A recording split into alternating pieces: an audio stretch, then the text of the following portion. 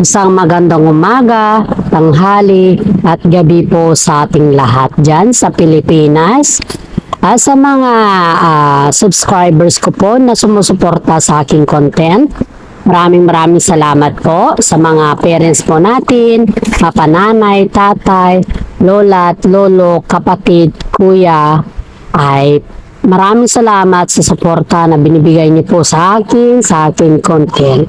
Lalong-lalo na po sa ating Panginoong may kapal dahil binibigyan po niya tayo ng wisdom, knowledge, and understanding para makabuo po ng aking content or sa ating content ng update sa ating ituloy sa buhay. Mabuhay ka, Panginoon, at salamat din sa pang-araw-araw na binibigay mo sa amin na pagkain at hindi lamang po yan, kundi maraming salamat din po sa binibigay mo sa amin na buhay na kung saan po ay lahat ng problema ay nalulutasan namin dahil po sa iyo. Dahil nananalig po kami sa iyo at yan po ang aking dasal at pasasalamat po. God bless po sa ating lahat. Umpisa. Okay, alright. Tadako na naman po tayo sa issue ng updates, ng Kim Pao updates at iba pang showbiz ganap.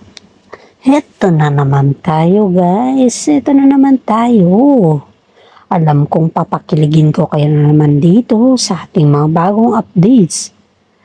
Okay, bago tayo mag-umpisa sa ating updates, gusto ko lang po kayong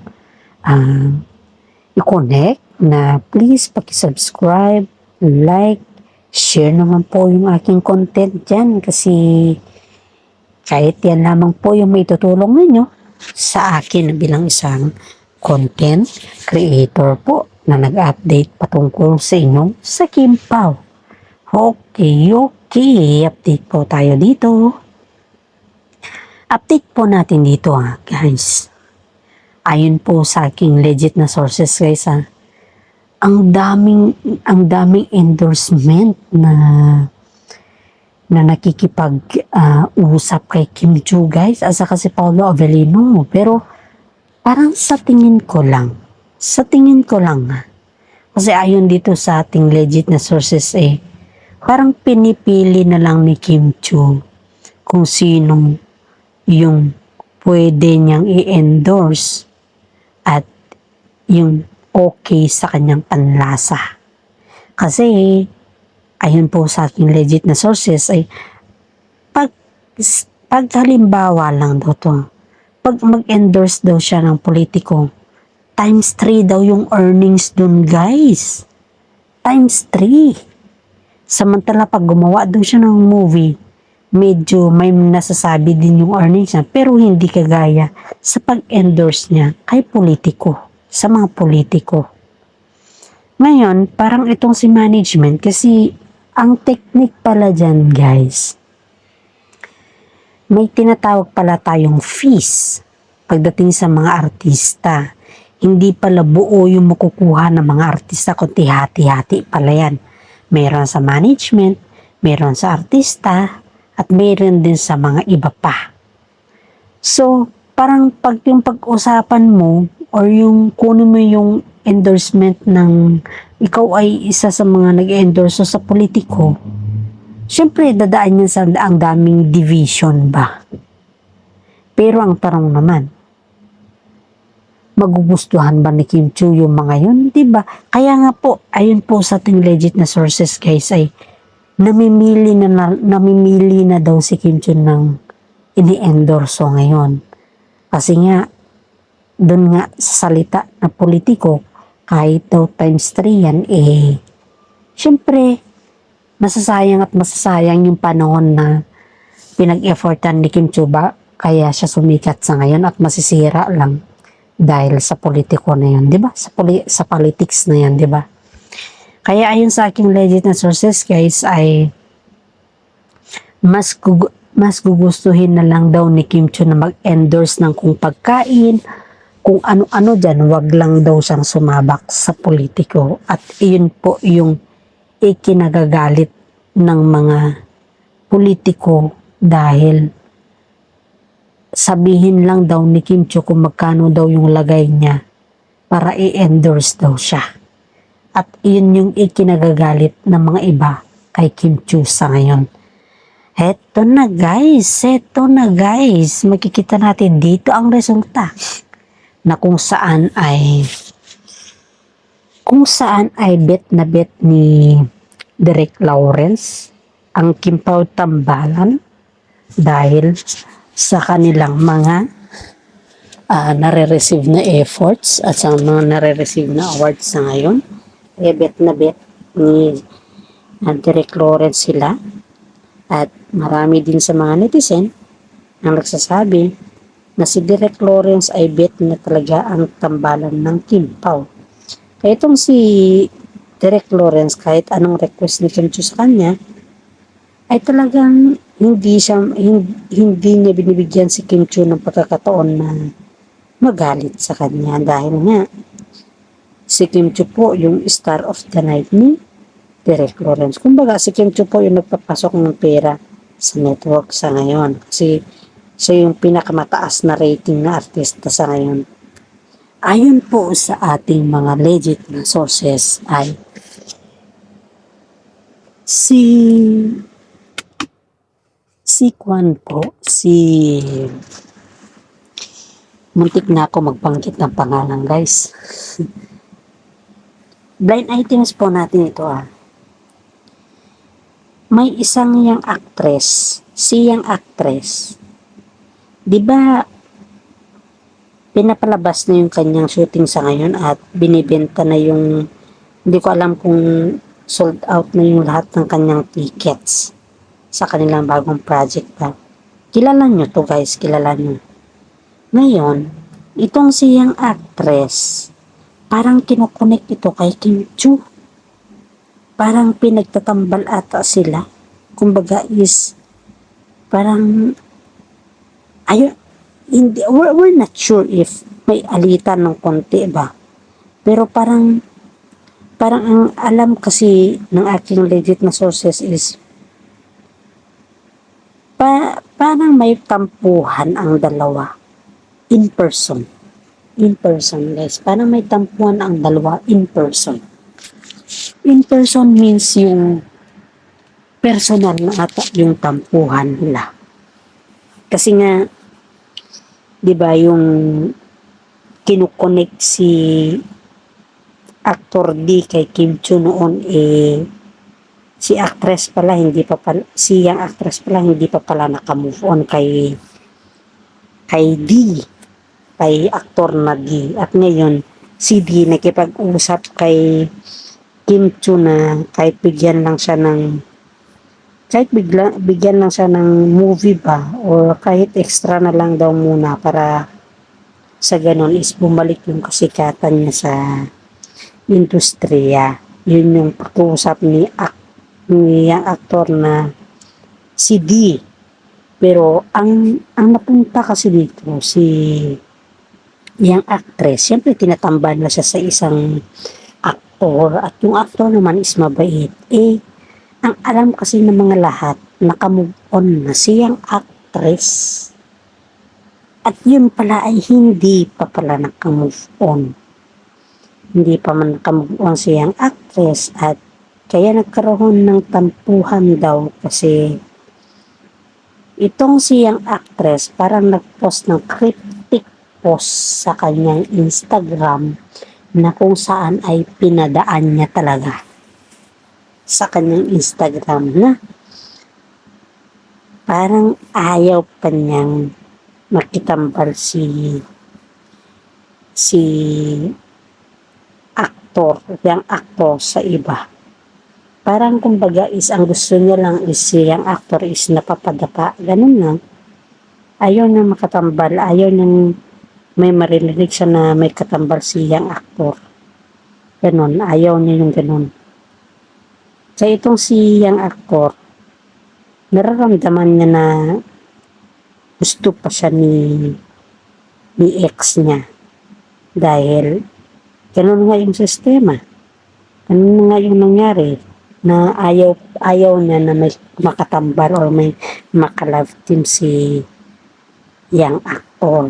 At yun ay natuon naman na nakipag-usap si yung actor kay Kim Chu, hindi naman natin alam na hindi naman nag-oo si Kim Chu dun kasi may management naman sila at sila yung mag-usap-usap dun, hindi naman si Kim Chu Pero itong si yung actress guys is nagselos. Selos siya. Selos siya kay Kim Chu. Dahil nga dun sa interview niya is parang hindi natin masabi. If i-confirm na lang po nila yan kung tama yung idea natin o tama yung issue na sinasabi ng mga iba. Dahil yan po ay galing po yan sa mga legit na sources natin. Pero alam ko kung sino yung actress na yan. Kilala kasi yan sa Sokmed. At yan po ay may ka-love team po sa ngayon. At yung ka-love team niya is sobrang sikat din. Alam ko guys na kilala nyo to, si yung actress na to. At magbibigay ako ng clue sa aking thumbnail kung sino to. Paki-comment down below nyo lang po kung kilala nyo to. Kasi alam kong kilala nyo to. At ako din kasi ayaw ko talaga magsabi kung sino tong yung actress na to. Kasi ayaw kong manira ng kapwa nating tao at ito ay nasa showbiz. Yung yung kasagsagan kasi ng issue sa kanya is parang hindi niya ata to na-take. Hindi niya nakayanan yung stress. Kasi yung katawan niya talagang bumigay yung katawan niya nung hindi niya nakayanan yung stress. Halos hindi na siya nakakalabas ng kwarto, halos nawalan siya ng pag-asa. Parang dumating sa punto na napapaisip na lang siya kung ano yung kanyang gagawin noon. Kaya ayaw kong bagitin yung kanyang pangalan kasi hanggang ngayon may trauma pa siyang actress. At yung trauma na yun is parang nilalabas niya na lang sa kanyang mismong sarili. Parang ganun kasi nangyari sa kanya guys. Kaya she's not preparing, hindi pa siya prepared sa lahat ng bagay. Yun kasi yung ayon sa ating legit sources. Hindi pa siya prepared na harapin yung mga bagay-bagay na totoong problema sa kanya. Kasi nga nagka-trauma na siya, 'di ba? Kaya ayaw ko magbanggit baka mamaya hindi pa open yung mindset niya. Masisira din siya. Baka ang akala niya sisirain natin siya. Kaya ayaw kong magbanggit ng pangalan guys. Kasi may mga iba kasi dyan na pag magbanggit ka ng pangalan, misinterpret nila. Ikaw pa yung kawawa. Kaya mahirap guys, mahirap. Kaya itong siyang actress, ramdam din ng kanyang ka-love team na mahal pa niya si Lee. Ramdam din pa niya hanggang ngayon kasi si D kasi palaging updated ito kay young actress. Siyempre, ang tagal nilang nagsama Tsaka, ang dami nilang pinagdaanan, hindi basta-basta mawawala yun. Kahit anong gawin mo, hindi basta-basta mawawala. Pag pinagdaanan mo yung ganyan na sequences, normal, may trauma ka dyan Yan yung tinatawag nilang traumatic. At saka hindi basta-basta yan, taon yan, hindi lang isang taon yan, kundi mahabang taon yan guys, mahabang taon ang kanyang maranasan mo, ang kanyang pagdaanan bago siya makapag-move on talaga ng total. Hanggat walang nagsasabi ng sorry, hanggat walang nagsasabi ng closure, ay wala talaga yan, hindi mo talaga expect kung ano talaga yung mangyayari. Kaya marami dito ang nagtre-trending or kaya marami dito sa aking vlog ang sinusubaybayan ito dahil ang dami kong alam na blind items na hindi pa nasasabi ng mga iba guys. Kaya itong si yung actress na to, matagal na nilang alam na may tampuhan ito. At saka nagtatampo talaga ito kay Kim Chu. Sobra matagal na kasi pumutok kasi yung CD na nakipag-usap. Pumutok kasi itong CD na nakipag-usap. Tapos, nung pumutok si dito nakipag-usap, syempre sinabayan nila. Iyon yung pag-asa na parang sinasabi kasi nila na may pagtingin daw si D. May pagtingin daw si D kay Kim Chu, pero parang nililink nila kay Kim Chu, pero hindi naman aware si Kim Chu sa kanya. Tuwing may mga kasama siyang mga barkada na lalaki, ay iyan ay nililink nila yan kay Kim Chu. Kahit nga kapicture lang ni Kim Chu yan, ay nililink talaga yan. Gumagawa ba sila ng issue para ilink kay Kim Chu yung mga ganyan-ganyan na bagay. Kaya hindi po natin yan masabi. Kaya ngayon, pero may katotohanan po yung siyang actress ay may tampo talaga kay Kim Chu dahil kay D. At hanggang ngayon, parang hindi naman sila very close. Yung parang normal lang. Parang kumbaga is hi, hello lang sila. Yun talaga yung katotohanan dito. Hi, hello lang sila. And then after that hi, hello, wala na. Wala nang tsitsibritsi dito. Kaya marami dito sa mga netizen po ay patuloy na sumusubaybay sa kanila kasi sila yung big star sa ngayon, guys. Alam ko, guys, nakilala nyo tong actress na to. Kaya favor ko lang sa iyo, please i-comment nyo kung sinong yung actress na to dahil sikat na sikat do, guys.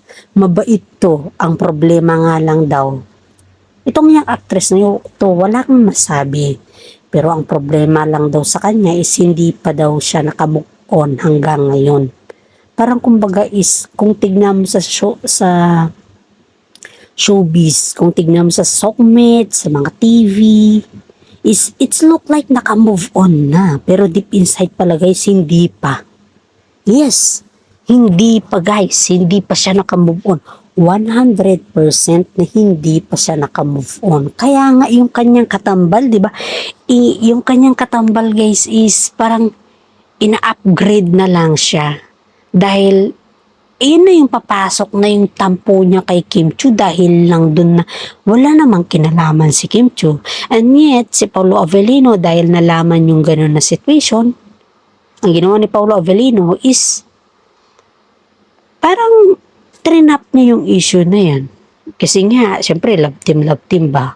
Kailangan i-fight ni Paolo Avellino yung katotohanan na hindi naman talaga gano'n yung nangyari sa kwan na hindi naman nililink pa. Kaya inayos po ni Paolo Avellino yung issue, pero hindi lang kasi siya napa-interview. Yun lang. Kaya sa mga fans natin dyan, kung gusto nyo pa ng mga updates, paki-like, subscribe, at comment lang po kayo dyan. Sa malaking tulong na po yan sa akin at maraming salamat po.